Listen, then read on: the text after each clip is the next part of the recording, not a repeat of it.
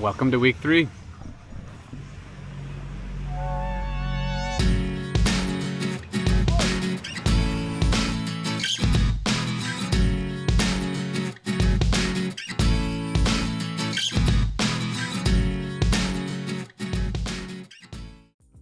Welcome back to my experience with the Gili Eco Trust Biorock course.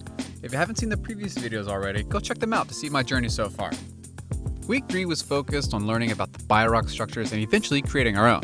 The Biorock technology is a really cool technology that uses a process called electrolysis. The steel reef structures are powered using a DC current that causes a chemical reaction that prevents rust from growing and instead grows calcium carbonate. Now, calcium carbonate is the same thing that forms exoskeletons of hard coral. That means that corals attached to the Biorock structure don't have to spend as much energy growing, they're healthier, and they have about a 70% better survival rate than in the wild. It was really cool to see different structures that have been built as far back as 2004. Some weren't doing so well, but others were so full of coral you couldn't even see the original structure. It really made me wish that I could see what the reef had looked like before humans got there. As for our dives on the Biorocks, we focused mostly on cleaning and maintaining the structures. We were trying to get rid of algae and this purple coral-eating sponge. But if we found a coral with a sponge growing on it, we would break off the parts that were overtaken in hopes that the rest of the colony would survive.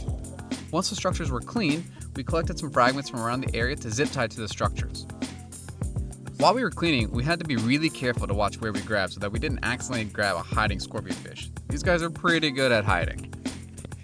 After all the maintenance was done, we moved to another section of the Biorock structures to do a reef check survey. This time, I was in charge of counting fish.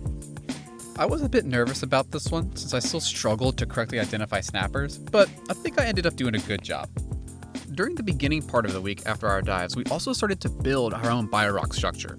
We decided to go with the shape of the pineapple sea cucumber. We chose this because it was a simple shape that had a lot of potential places to attach coral. Another task that we needed to do was to make sure the power supply to the reef was working. The one that we were going to use for this reef had stopped working, and so we followed Delphine as she replaced the transformer and then reattached the cable to the titanium anode. Then, it was finally time to get our structure in the water.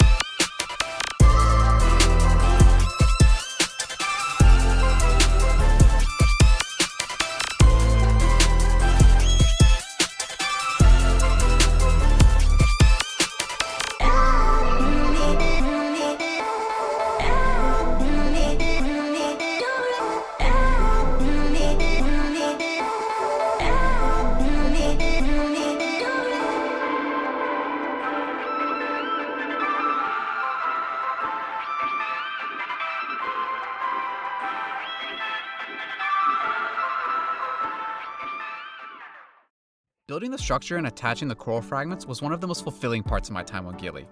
Looking at how well some of the other Biorocks were doing really made me hope that this one would also become a healthy, diverse, and thriving coral reef. Now, corals grow pretty slowly, so I'm going to have to come back in a few years to see how it's doing. And maybe I'll get to see Humphrey again. You can probably take a guess as to why she's called that. After we were finished with the Biorocks, our next dive was another reef check survey. This time, we were at Sunset Reef, and I was part of the substrate team. I definitely enjoy doing the invertebrates a bit more, but it's important to learn how to do all parts of the survey. The next day, we did a dive to complete a Coral Watch survey. This is a citizen science survey created by the University of Queensland, Australia.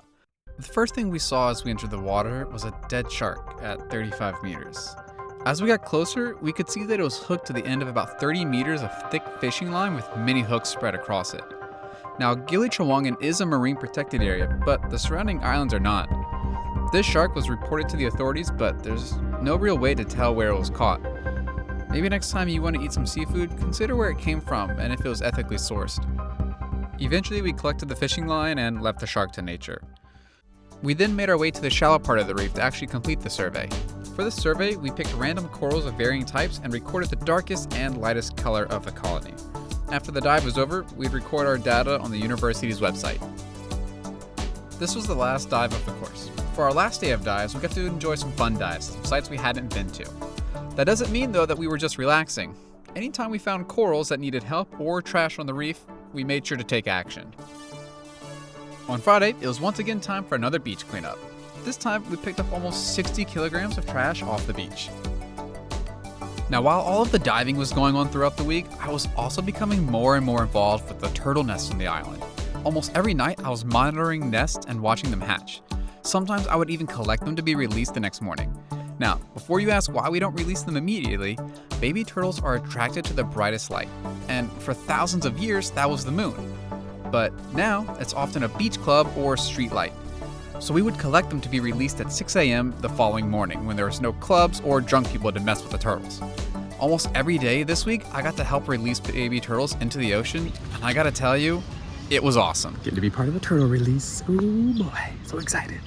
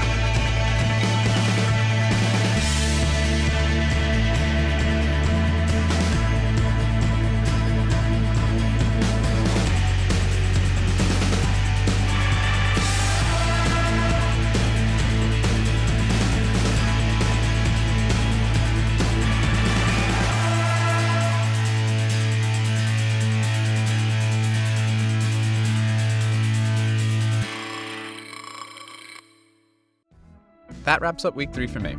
This week was where I really started to feel like I was truly doing meaningful work between creating new reef structures and being so active with the turtles. The more time I spent on Gili T, the less I wanted to leave. Now subscribe if you want to keep following my story. Next week, I lead some tours through the Biorocks, and then I get to do some fun diving before I leave.